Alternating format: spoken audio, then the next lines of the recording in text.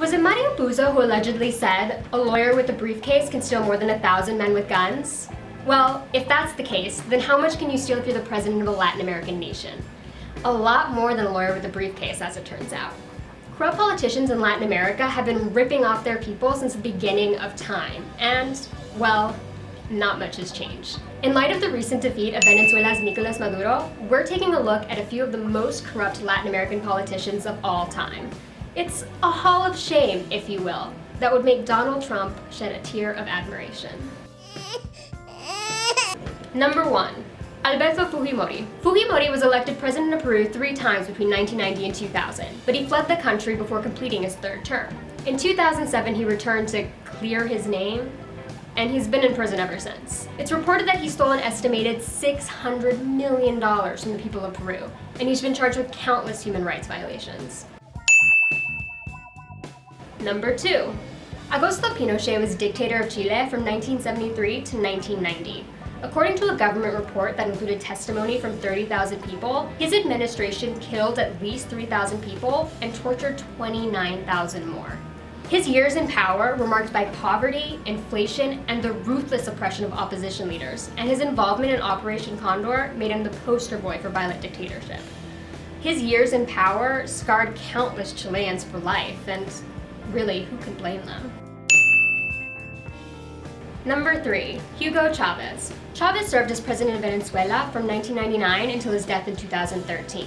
During his presidency, he sold oil to Cuba, resisted efforts to stop narcotic trafficking in Colombia, and, of course, strained relationships with the United States. Despite claims that he spent $300 billion on social programs, the people of Venezuela were only left in more poverty. It's reported that over $400 billion in Venezuelan capital has fled to offshore banks. Thanks, Hugo.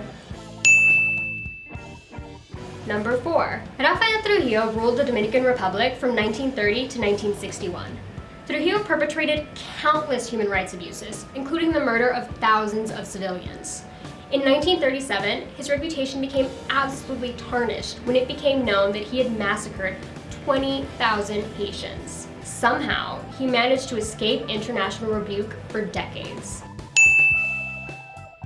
Number 5. Anastasio Somoza García was a Nicaraguan general, president, and dictator from 1937 to 1956.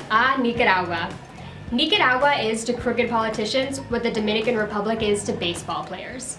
Somoza García and his 2 sons ruled until 1979, treating it like their own family business. It's difficult to know how much they got away with, but it was definitely somewhere in the millions. His administration, although one of the most corrupt and brutal in history, nevertheless had the support of the United States government because they were perceived as anti-communist. Number 6. Manuel Noriega.